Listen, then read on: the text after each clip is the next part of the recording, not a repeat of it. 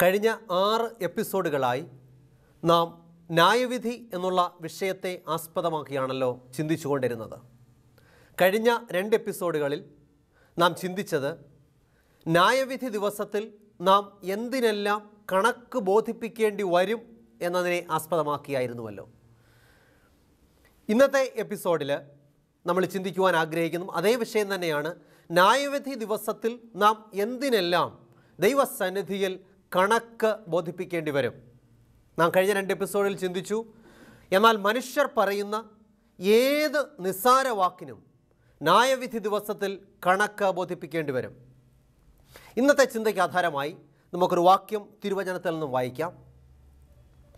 വെളിപ്പാട് പുസ്തകം 20-ാം അധ്യായം 11-12 വാക്യങ്ങൾ.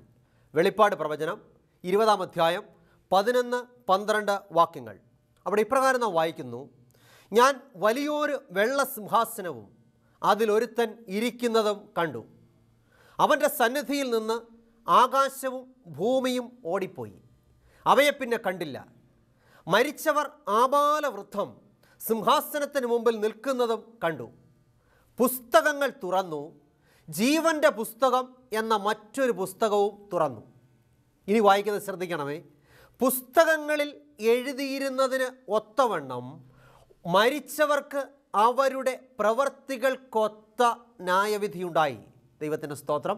വീണ്ടും 13-ാമത്തെ വാക്യം വായിക്കുമ്പോൾ, സമുദ്രം തന്നിലുള്ള മരിച്ചവരെ ഏൽപ്പിച്ചു കൊടുത്തു, മരണവും പാതാളവും തങ്ങളിലുള്ള മരിച്ചവരെ ഏൽപ്പിച്ചു കൊടുത്തു.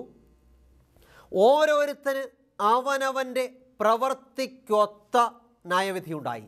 ദൈവത്തിൻ്റെ സ്തോത്രം. ഇവിടെ ഈ 3 വാക്യങ്ങളിൽ ആവർത്തിച്ചു വരുന്ന 2 വാക്യങ്ങളുണ്ട്.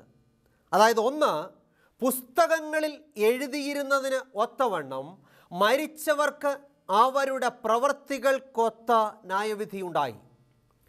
13-ാമത്തെ വാക്യത്തിൽ വായിക്കുന്നു, ഓരോരുത്തന് അവനവൻ്റെ പ്രവർത്തികൾക്കടുത്ത ന്യായവിധിയുണ്ടായി. ദൈവത്തിന് സ്തോത്രം. അപ്പോൾ ന്യായവിധി ദിവസത്തിൽ നാം കണക്ക് ബോധിപ്പിക്കേണ്ടി വരും. എന്തിന്? ഓരോരുത്തൻ അവനവൻ്റെ പ്രവർത്തികൾക്ക് തക്കവണ്ണം ദൈവസന്നിധിയിൽ കണക്ക് ബോധിപ്പിക്കേണ്ടി വരും.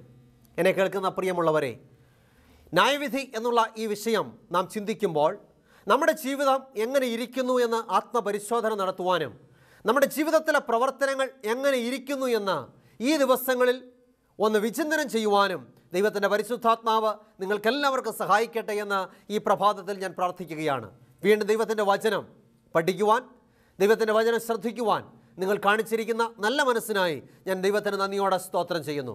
ഈ വാക്യത്തിൻ്റെ അടിസ്ഥാനത്തിൽ ഇന്നത്തെ ചിന്തയിലേക്ക് നിങ്ങളെ ഞാൻ ക്ഷണിക്കുകയാണ്. നമുക്കെല്ലാവർക്കും അറിയാവുന്ന ഒരു വലിയ യാഥാർത്ഥ്യമാണ് മനുഷ്യന് ഒരു ന്യായവിധി ഉണ്ട് എന്നുള്ളത്. വിശുദ്ധ വേദപുസ്തകം അത് അടിവരയിട്ട് പ്രഖ്യാപിക്കുന്നു. എല്ലാ മനുഷ്യർക്കും ഒരു ന്യായവിധി ഉണ്ട്. നമ്മുടെ പ്രവർത്തികൾക്ക് തക്കവണ്ണം നാം ന്യായം വിധിക്കപ്പെടുമെന്ന് വിശുദ്ധ വേദപുസ്തകം നമ്മെ പഠിപ്പിക്കുന്നു. അപ്പോസ്തലനായ പൗലോസ് കൊരിന്ത്യർക്ക് എഴുതിയ 2-ാം ലേഖനം അതിൻ്റെ 5-ാം അധ്യായം 10-ാമത്തെ വാക്യം ഇങ്ങനെ വായിക്കുന്നു. 2 കൊരിന്ത്യർ 5:10. അവനവൻ ശരീരത്തിൽ ഇരിക്കുമ്പോൾ ചെയ്തത് നല്ലതാകിലും തീയതാകിലും അതിന് തക്കവണ്ണം പ്രാപിക്കേണ്ടതിന് നാം എല്ലാവരും ക്രിസ്തുവിൻ്റെ ന്യായാസനത്തിന് മുമ്പാകെ വെളിപ്പെടേണ്ടതാകുന്നു. ദൈവത്തിന് സ്തോത്രം. ഈ വാക്യം ഒന്നുകൂടെ നമ്മെ ഓർപ്പിക്കുന്നു, നാം ശരീരത്തിലിരിക്കുമ്പോൾ, അതായത് ഈ ഭൂമിയിൽ നാം ജീവനോടെ ഇരിക്കുന്ന കാലത്ത് നാം ചെയ്തത് നല്ലതാകിലും അഥവാ തീയതാകിലും അതിന് തക്കവണ്ണം പ്രാപിക്കേണ്ടതിന് നാം എല്ലാവരും ക്രിസ്തുവിൻ്റെ ന്യായാസനത്തിന് മുമ്പാകെ വെളിപ്പെടേണ്ടതാകുന്നു. എന്ന് പറഞ്ഞാൽ മനുഷ്യൻ്റെ പ്രവർത്തികൾക്ക് തക്കവണ്ണം ദൈവം ന്യായം വിധിക്കുന്ന ഒരു ദിവസമുണ്ടെന്ന് വിശുദ്ധ വേദപുസ്തകം നമ്മെ ഓർപ്പിക്കുന്നു. തിരുവചനത്തിൻ്റെ അടിസ്ഥാനത്തിൽ നാം പഠിക്കുമ്പോൾ മനുഷ്യനിൽ ഉള്ള പ്രവർത്തികൾ 2 തരമാണ്. 2 തരം പ്രവൃത്തികൾ മനുഷ്യനിൽ ഉണ്ട് എന്ന് വിശുദ്ധ വേദപുസ്തകം നമ്മെ പഠിപ്പിക്കുന്നു. അതേതെല്ലാമാണ് ഈ 2 തരം പ്രവൃത്തികൾ? 1, ജഡത്തിൻ്റെ പ്രവൃത്തികളും 2, ആത്മാവിൻ്റെ പ്രവൃത്തികളും. നാം വിശുദ്ധ വേദപുസ്തകത്തിൽ ഗലാത്യർക്ക് എഴുതിയ ലേഖനം അതിൻ്റെ 5-ാം അധ്യായം 22 മുതൽ 24 വരെയുള്ള വാക്യങ്ങൾ പഠിക്കുമ്പോൾ അപ്പോസ്തലനായ പൗലോസ് ഗലാത്യർക്ക് എഴുതിയ ലേഖനം അതിൻ്റെ 5-ാം അധ്യായം 22 മുതൽ 24 വരെയുള്ള വാക്യങ്ങൾ നാം വായിക്കുമ്പോൾ അവിടെ ആത്മാവിൻ്റെ പ്രവൃത്തികൾ അല്ലെങ്കിൽ ആത്മാവിൻ്റെ ഫലങ്ങളെക്കുറിച്ച് രേഖപ്പെടുത്തിയിട്ടുണ്ട്. മനുഷ്യരിൽ 2 തരം പ്രവൃത്തികളാണ്. ഒന്ന് ജഡത്തിൻ്റെ പ്രവൃത്തികളും ഒന്ന് ആത്മാവിൻ്റെ പ്രവൃത്തികളും. എന്തെല്ലാമാണ് ആത്മാവിൻ്റെ പ്രവൃത്തികൾ? നാം തിരുവചനത്തിൽ ഇങ്ങനെ വായിക്കുന്നത്: ആത്മാവിൻ്റെ ഫലമോ സ്നേഹം, സമാധാനം, സന്തോഷം, ദീർഘക്ഷമ, ദയ, പരോപകാരം, വിശ്വസ്തത, സൗമ്യത, ഇന്ദ്രിയജയം. ഈ വകയ്ക്ക് വിരോധമായി ഒരു ന്യായപ്രമാണവും ഇല്ല എന്ന് വിശുദ്ധ വേദപുസ്തകം അടിവരയിട്ട് പ്രഖ്യാപിക്കുന്നു. ഒരു ദൈവ പൈതലിൽ കാണുവാൻ ദൈവം ആഗ്രഹിക്കുന്ന പ്രവർത്തികളാണ് ഇവിടെ നാം വായിച്ചു കേട്ടത്. ആത്മാവിൻ്റെ പ്രവർത്തികൾ അല്ലെങ്കിൽ പരിശുദ്ധാത്മാവ് ഒരു വ്യക്തിയിൽ പ്രവർത്തിക്കുമ്പോൾ അവനിൽ ഉണ്ടാകുന്ന ആത്മാവിൻ്റെ ഫലങ്ങൾ അല്ലെങ്കിൽ പ്രവർത്തനങ്ങളാണ് ഇവിടെ തിരുവചനത്തിൽ രേഖപ്പെടുത്തിയിരിക്കുന്ന 9 കൂട്ടം ഫലങ്ങൾ. ആത്മാവിൻ്റെ ഫലമോ സ്നേഹം, സന്തോഷം, സമാധാനം, ദീർഘക്ഷമ, ദയ, പരോപകാരം, വിശ്വസ്തത, സൗമ്യത, ഇന്ദ്രിയജയം. ഇങ്ങനെ 9 പ്രധാനപ്പെട്ട ഫലങ്ങളെക്കുറിച്ച് വിശുദ്ധ വേദപുസ്തകം രേഖപ്പെടുത്തിയിരിക്കുന്നു. ഇതിൽ ഏറ്റവും ഒന്നാമത് പറഞ്ഞിരിക്കുന്ന പ്രവൃത്തി അല്ലെങ്കിൽ ഫലമെന്ന് പറയുന്നത് സ്നേഹം. നമുക്കറിയാം, ഈ സ്നേഹം ഉണ്ടെങ്കിൽ മാത്രമേ താഴോട്ടുള്ള ബാക്കി 8 ഫലങ്ങൾ ഉണ്ടാകുകയുള്ളൂ. സ്നേഹം ഉണ്ടെങ്കിൽ മാത്രമേ സന്തോഷം ഉണ്ടാകുകയുള്ളൂ. സന്തോഷം ഉണ്ടെങ്കിൽ മാത്രമേ സമാധാനം ഉണ്ടാകുകയുള്ളൂ. സമാധാനം ഉണ്ടെങ്കിൽ മാത്രമേ ദീർഘക്ഷമ ഉണ്ടാകത്തുള്ളൂ. പിന്നെ ദയ, പരോപകാരം, വിശ്വസ്തത, സൗമ്യത, ഇന്ദ്രിയജയം. ഇതെല്ലാം ഈ ആദ്യത്തെ പ്രവൃത്തിയുമായിട്ട് അല്ലെങ്കിൽ ഫലവുമായിട്ട് ബന്ധപ്പെട്ടിരിക്കുന്നു. അപ്പോൾ ഏറ്റവും പ്രധാനപ്പെട്ടത് സ്നേഹമാണ്. അതുകൊണ്ടാണ് അപ്പോസ്തലൻ താഴോട്ട് നമ്മൾ വായിക്കുമ്പോൾ ഇവിടെ രേഖപ്പെടുത്തിയിരിക്കുന്നത് എല്ലാറ്റിലും മുഖ്യമായതോ സ്നേഹം തന്നെ.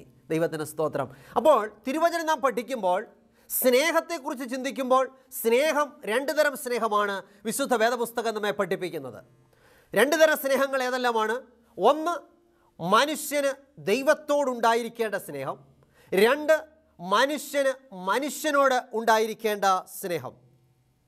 2 തരം സ്നേഹം തിരുവചനത്തിൽ നാം ലൂക്കോസിൻ്റെ സുവിശേഷം 10-ാം അധ്യായം 25 മുതൽ 28 വരെയുള്ള വാക്യങ്ങളിൽ, ലൂക്കോസിൻ്റെ സുവിശേഷം 10-ാം അധ്യായം 25 മുതൽ 28 വരെയുള്ള വാക്യങ്ങളിൽ പരിശുദ്ധാത്മാവ് ഇപ്രകാരം രേഖപ്പെടുത്തിയിരിക്കുന്നു: അനന്തരം ഒരു ന്യായശാസ്ത്രി എഴുന്നേറ്റ്, ഗുരു, ഞാൻ നിത്യജീവന് അവകാശിയാകുവാൻ എന്ത് നന്മ ചെയ്യണമെന്ന് അവനെ പരീക്ഷിച്ച് ചോദിച്ചു.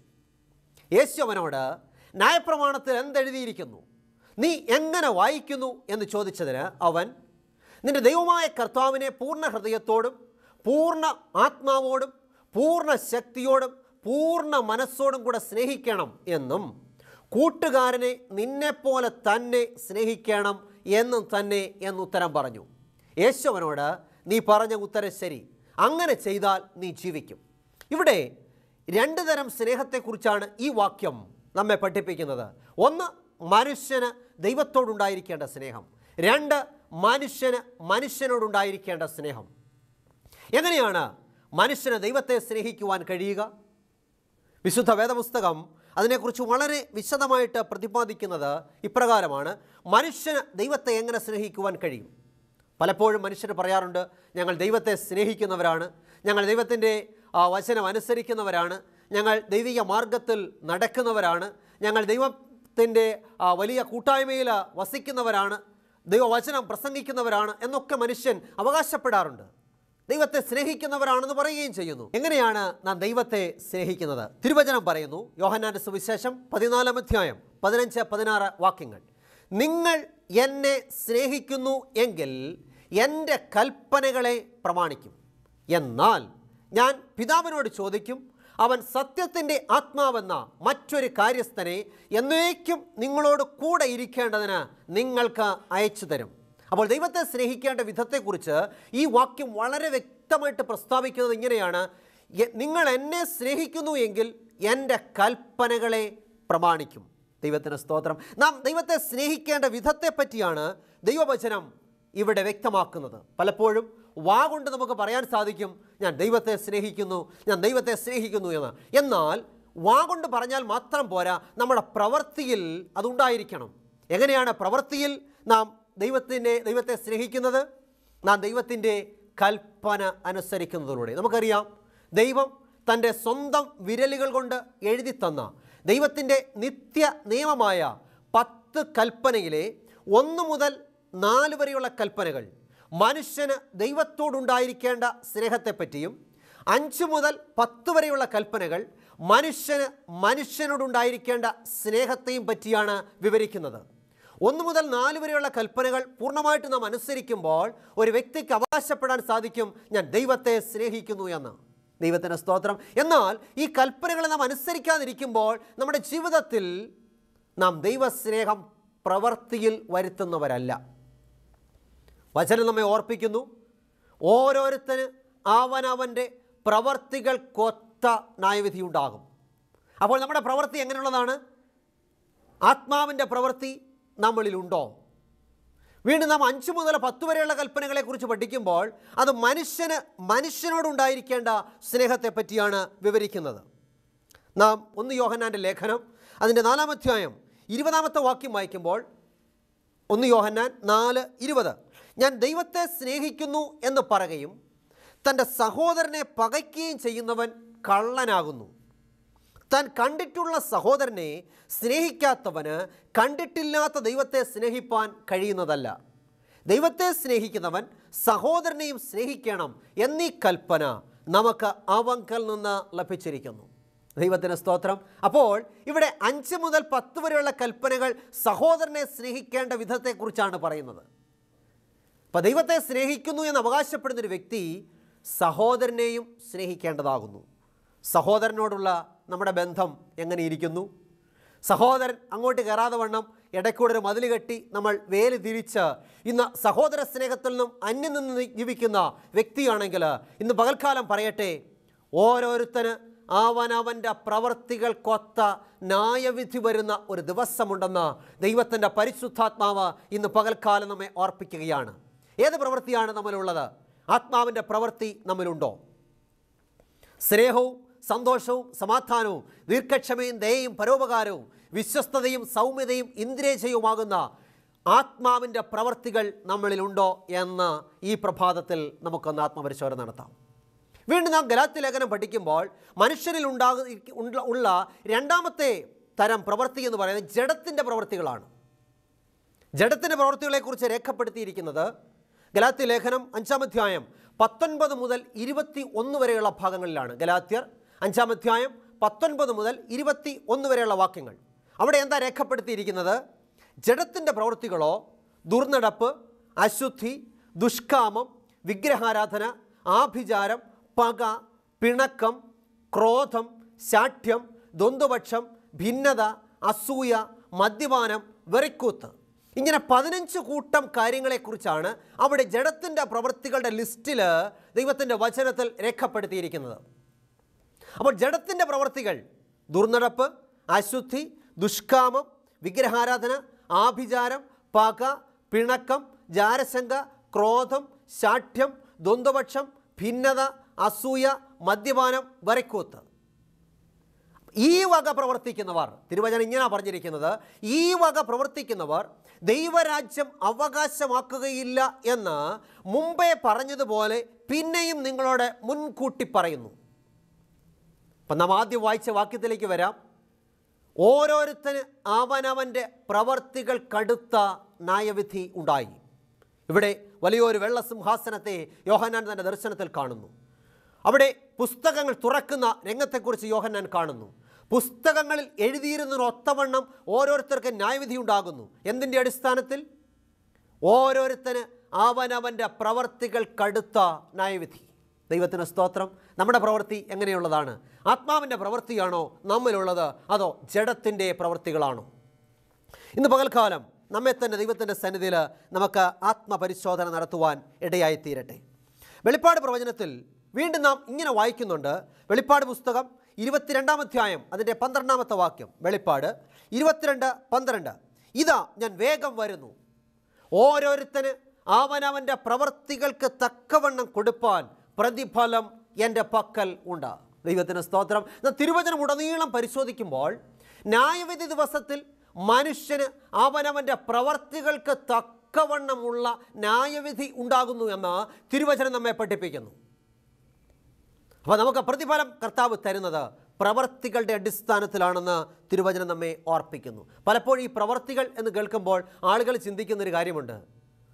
നാം പള്ളിയിൽ പോയില്ലെങ്കിലും പ്രശ്നമില്ല, പ്രാർത്ഥിച്ചില്ലെങ്കിലും പ്രശ്നമില്ല, നല്ല പ്രവർത്തികൾ ഈ ലോകത്തിൽ ചെയ്താൽ മതി. എന്നാൽ പ്രവൃത്തി എന്താണ്? ആത്മാവിൻ്റെ പ്രവർത്തികൾ. ദൈവത്തിന് സ്തോത്രം. ആത്മാവിൻ്റെ പ്രവൃത്തിയിൽ ഉൾപ്പെടുന്നതാണ് സ്നേഹം. സ്നേഹം വേണമെങ്കിൽ എന്ത് വേണം? ദൈവത്തെ സ്നേഹിക്കണം, മനുഷ്യനെ സ്നേഹിക്കണം. ദൈവത്തെ മനുഷ്യനെ സ്നേഹിക്കണമെങ്കിൽ ദൈവത്തിൻ്റെ 10 കൽപ്പനകളും അനുസരിക്കണം. ദൈവത്തിന് സ്തോത്രം. നാം എതിലേ പോയാലും അവസാനം കറങ്ങി ദൈവത്തിൻ്റെ കൽപ്പനയിലാണ് വരുന്നത്. കാരണം എന്താണ്? എല്ലാത്തിൻ്റെയും അടിസ്ഥാനം ദൈവത്തിൻ്റെ വചനമാണ്, ദൈവത്തിൻ്റെ കൽപ്പനകളാണ്. അതനുസരിക്കുന്ന ഒരു വ്യക്തിക്ക് മാത്രമേ നല്ല പ്രവർത്തികൾ കാഴ്ചവെക്കുവാൻ സാധ്യമായി തീരുകയുള്ളൂ. തിരുവചനത്തിൽ നാം മനസ്സിലാക്കുന്നത് ഈ 10 കൽപ്പനകളുടെ അടിസ്ഥാനത്തിലാണ് നമ്മെ ദൈവം ന്യായം വിധിക്കാൻ പോകുന്നത്. നമ്മുടെ പ്രവൃത്തികളെ തൂക്കി നോക്കുന്നത് ദൈവ കൽപ്പനകളുടെ വെളിച്ചത്തിലാണ്. കഴിഞ്ഞ ചില എപ്പിസോഡുകൾക്ക് മുമ്പ് നാം 2 എപ്പിസോഡുകൾ നമ്മൾ ചിന്തിക്കുകയുണ്ടായി. ദൈവത്തിൻ്റെ 10 കൽപ്പനകളുടെ അടിസ്ഥാനത്തിലാണ് നമ്മെ ന്യായം വിധിക്കാൻ പോകുന്നതെന്ന്. അപ്പോൾ മനുഷ്യർക്കൊരു സംശയം തോന്നിയേക്കാം, ഈ 10 കൽപ്പനകളുടെ അടിസ്ഥാനത്തിലാണോ നമ്മെ ന്യായം വിധിക്കുന്നത്? തീർച്ചയായിട്ടും വചനം അടിവരയിട്ട് പ്രസ്താവിക്കുന്ന സംഗതിയാണ് അത്. 10 കൽപ്പനകളുടെ അടിസ്ഥാനത്തിലാണ് എന്നെയും നിങ്ങളെ ന്യായം വിധിക്കാൻ പോകുന്നത്. കാരണം മനുഷ്യൻ്റെ നല്ല പ്രവൃത്തിയും മനുഷ്യൻ്റെ ചീത്ത പ്രവൃത്തിയൊക്കെ വിവേചിച്ചറിയണമെങ്കിൽ നാം കൽപ്പനകളുടെ അടിസ്ഥാനത്തിൽ നമ്മെ പരിശോധിക്കണം. വെളിപ്പാട് പുസ്തകത്തിൽ 11-ാം അധ്യായം അതിൻ്റെ 15 മുതൽ 19 വരെയുള്ള വാക്യങ്ങൾ നാം പഠിക്കുമ്പോൾ, വെളിപ്പാട് 11-ന്റെ 15 മുതൽ 19 വരെയുള്ള വാക്യങ്ങളിൽ ഇങ്ങനെ രേഖപ്പെടുത്തിയിരിക്കുന്നു: 7-ാമത്തെ ദൂതൻ ഊതിയപ്പോൾ ലോകരാജ്യത്വം നമ്മുടെ കർത്താവിനും അവൻ്റെ ക്രിസ്തുവിനും ആയിത്തീർന്നിരിക്കുന്നു. അവൻ എന്നേക്കും വാഴുമെന്ന് സ്വർഗത്തിൽ ഒരു മഹാഘോഷമുണ്ടായി. ദൈവസന്നിധിയിൽ സിംഹാസനങ്ങളിൽ ഇരിക്കുന്ന 24 മൂപ്പന്മാരും കവിണ്ണു വീണ് ദൈവത്തെ നമസ്കരിച്ച് പറഞ്ഞതെന്തെന്നാൽ, സർവശക്തിയുള്ള കർത്താവായ ദൈവമേ, ഇരിക്കുന്നവനും ഇരുന്നവനുമായുള്ളവേ, നീ മഹാശക്തി ധരിച്ചു വാഴുകയാൽ ഞങ്ങൾ നിന്നെ സ്തുതിക്കുന്നു. ജാതികൾ കോപിച്ചു, നിന്റെ കോപവും വന്നു. മരിച്ചവരെ ന്യായം വിധിപ്പാനും, ഇവിടെ മൊത്തം നമ്മൾ ശ്രദ്ധിക്കണം, മരിച്ചവരെ ന്യായം വിധിപ്പാനും നിന്റെ ദാസന്മാരായ പ്രവാചകന്മാർക്കും വിശുദ്ധന്മാർക്കും ചെറിയവരും വലിയവരുമായി നിന്റെ ഭക്തന്മാർക്കും പ്രതിഫലം കൊടുപ്പാനും ഭൂമിയെ നശിപ്പിക്കുന്നവരെ നശിപ്പിപ്പാനുമുള്ള കാലവും വന്നു. അപ്പോൾ സ്വർഗത്തിലെ ദൈവാലയം തുറന്നു. അവൻ്റെ നിയമപ്പെട്ടകം അവൻ്റെ ആലയത്തിൽ പ്രത്യക്ഷമായി. മിന്നലും നാദവും ഇടിമുഴക്കവും ഭൂകമ്പവും വലിയ കൽമഴയും ഉണ്ടായി. ദൈവത്തിന് സ്തോത്രം. അപ്പോൾ 10 കൽപ്പനകൾ സീനായി പർവ്വതത്തിൽ വെച്ച് മോശ മുഖാന്തരം ഇസ്രായേൽ ജനത്തിന് നൽകിയപ്പോൾ ഉണ്ടായ അതേ അവസ്ഥകളാണ് ഇവിടെ ന്യായവിധി ദിവസത്തിൽ ഉണ്ടാകുന്നത്. വലിയ ഭൂകമ്പം, കൽമഴ, ഇടിമുഴക്കവും ഭൂകമ്പവും ഒക്കെ ഉണ്ടാകുന്നതായിട്ട് തിരുവചനത്തിൽ രേഖപ്പെടുത്തിയിരിക്കുന്നു. അപ്പോൾ എപ്പോഴാണ് ഇവിടെ ദൈവത്തിൻ്റെ നിയമപ്പെട്ടകം പ്രത്യക്ഷമാകുന്നത്? മരിച്ചവരെ ന്യായം വിധിക്കുന്ന ദിവസത്തിൽ. ചെറിയവരും വലിയവരുമായ സകല വിശുദ്ധന്മാർക്കും പ്രവാചകന്മാർക്കും പ്രതിഫലം കൊടുക്കുന്ന ദിവസത്തിൽ സ്വർഗത്തിലെ ആലയം തുറന്നിട്ട് ദൈവത്തിൻ്റെ നിയമപ്പെട്ടകം ആലയത്തിൽ പ്രത്യക്ഷമാകുന്നു. എന്ന് പറഞ്ഞാൽ 10 കൽപ്പന അടങ്ങിയിരിക്കുന്ന പെട്ടകം പ്രത്യക്ഷമാകുന്നു. ഇതിൽ നമുക്ക് മനസ്സിലാക്കുവാൻ സാധിക്കുന്ന സംഗതി, ഈ കൽപ്പനകളുടെ വെളിച്ചത്തിലാണ് മനുഷ്യൻ്റെ പ്രവർത്തികളെ ദൈവം തൂക്കി നോക്കുന്നതും മനുഷ്യനെ ന്യായം വിധിക്കുന്നതും. ദൈവത്തിന് സ്തോത്രം. അതുകൊണ്ട് വചനം ഓർപ്പിക്കുന്നു, ഓരോരുത്തന് അവനവൻ്റെ പ്രവർത്തികൾക്കൊത്ത ന്യായവിധി ഉണ്ടായി. ദൈവത്തിന് സ്തോത്രം. അതുകൊണ്ട് ഈ നാളുകളിൽ എന്നെ കേൾക്കുന്ന പ്രിയമുള്ളവരെ, നമ്മുടെ പ്രവർത്തികൾ എങ്ങനെയുള്ളവയാണ്? ആത്മാവിൻ്റെ പ്രവർത്തികളാണോ നമ്മളിലുള്ളത്, അതോ ജഡത്തിൻ്റെ പ്രവർത്തികളാണോ? നാം ദൈവത്തിൻ്റെ കൽപ്പനകൾക്കനുസരിച്ച് ജീവിക്കുന്നവരാണോ, അതോ നാം ജഡത്തിൻ്റെ അഭിലാഷങ്ങൾക്കനുസരിച്ച് ജീവിക്കുന്നവരാണോ?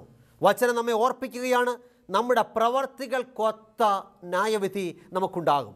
അതുകൊണ്ട് ഈ നാളുകളിൽ നാം എടുക്കേണ്ട തീരുമാനം, കർത്താവേ, അവിടുത്തെ കൽപ്പനകൾക്കനുസരിച്ച്, അവിടുത്തെ വചനത്തിനനുസരിച്ച് ഓരോ ദിവസം ജീവിപ്പാനുള്ള ദൈവിക കൃപ അവിടുന്ന് എനിക്ക് നൽകണമേ. ഈ ആത്മാർത്ഥമായ പ്രാർത്ഥന നമ്മുടെ ഹൃദയത്തിൽ നിന്നും ഈ പ്രഭാതത്തിൽ ഉണ്ടാകുമോ? ഈ നാളുകളിൽ പലരും പ്രസംഗിക്കുവാൻ മടിക്കുന്നൊരു വിഷയമാണ് ഈ ന്യായവിധി എന്നുള്ള വിഷയം. ഇന്നെല്ലാവർക്കും അനുഗ്രഹത്തിൻ്റെ അല്ലെങ്കിൽ വലിയ വലിയ അനുഗ്രഹങ്ങൾ ലഭിക്കുന്ന പ്രഭാഷണങ്ങൾ കേൾക്കുവാനും പറയുവാനുമാണ് താല്പര്യം. എന്നാൽ നമുക്കോരോരുത്തർക്കും ഒരു ന്യായവിധി ഉണ്ടെന്നുള്ള ആ വലിയ പരമാർത്ഥം പറയുവാൻ ഇന്ന് അനേകർക്കും മടിയാണ്. എന്നാൽ യാഥാർത്ഥ്യം വിളിച്ചു പറയട്ടെ, ഞാനും നിങ്ങളും ക്രിസ്തുവിൻ്റെ ന്യായാസനത്തിന് മുമ്പാകെ നിൽക്കുന്ന ഒരു ദിവസമുണ്ടെന്ന് വിശുദ്ധ വേദപുസ്തകം പറയുന്നു. അന്ന് നാം ന്യായം വിധിക്കപ്പെടാൻ പോകുന്നത് നമ്മുടെ പ്രവർത്തികൾക്ക് ഒത്ത ന്യായവിധി ഉണ്ടാകുമെന്ന് തിരുവചനം ഈ പ്രഭാതത്തിൽ നമ്മെ ഓർപ്പിക്കുന്നു. എന്നെ കേൾക്കുന്ന പ്രിയമുള്ളവരെ, ഈ പ്രഭാതത്തിൽ നമുക്കൊരു തീരുമാനമെടുക്കാം. കർത്താവേ, എൻ്റെ കഴിഞ്ഞകാല ജീവിതത്തിലുണ്ടായ പ്രവർത്തികൾ പലപ്പോഴും ജഡത്തിൻ്റെ പ്രവർത്തികൾക്കനുസരിച്ച് ഞാൻ ജീവിച്ചു. എന്നിൽ ദുർനടപ്പുണ്ടായിട്ടുണ്ട്, അശുദ്ധി ഉണ്ടായിട്ടുണ്ട്, വിഗ്രഹാരാധന ഉണ്ടായിട്ടുണ്ട്, ആഭിചാരം ഉണ്ടായിട്ടുണ്ട്, പക, പിണക്കം, ജാരശങ്ക, ക്രോധം, ശാഠ്യം, ദ്വന്ദ്വപക്ഷം, ഭിന്നത, അസൂയ, മദ്യപാനം, വെറിക്കൂത്ത്, ഇവയ്ക്കൊക്കെയും പലപ്പോഴും ഞാൻ അടിമയായി തീർന്നിട്ടുണ്ട്. നാം നോക്കിക്കേ, ആ ലിസ്റ്റ് പ്രകാരം നമ്മെ ഒന്ന് പരിശോധിച്ചാൽ നമ്മുടെ പ്രവൃത്തികൾ ആത്മാവിൻ്റെ പ്രവൃത്തികളായിരുന്നുവോ അതോ ജഡത്തിൻ്റെ പ്രവൃത്തികളായിരുന്നുവോ? ഒരുപക്ഷെ ജഡത്തിൻ്റെ പ്രവൃത്തികൾക്കാണ് അവിടെ മുൻതൂക്കം കിട്ടുന്നതെങ്കിൽ ഇന്ന് പകൽക്കാലം ഈ പ്രഭാതത്തിൽ നമുക്കൊരു തീരുമാനമെടുക്കാം. ഇന്നു മുതൽ എൻ്റെ പ്രവൃത്തികൾ ദൈവകൽപ്പനകൾക്കനുസരിച്ച്, ദൈവത്തിൻ്റെ വചനത്തിനനുസരിച്ചായിരിക്കാൻ ഞാൻ ആഗ്രഹിക്കുന്നു. എത്ര പേർ തീരുമാനമെടുക്കും? കർത്താവ് നിങ്ങളെ അനുഗ്രഹിക്കും. ന്യായവിധി ദിവസത്തിൽ, കണക്ക് ബോധിപ്പിക്കേണ്ട ദിവസത്തിൽ, കർത്താവേ, അവിടുത്തെ സന്നിധിയിൽ ഞാൻ കുറ്റം വിധിക്കപ്പെടുമോ?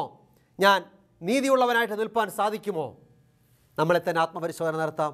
നമുക്ക് കർത്താവിൻ്റെ കരങ്ങളിലേക്ക് ഈ പ്രഭാതത്തിൽ നമ്മെ തന്നെ സമർപ്പിക്കാം.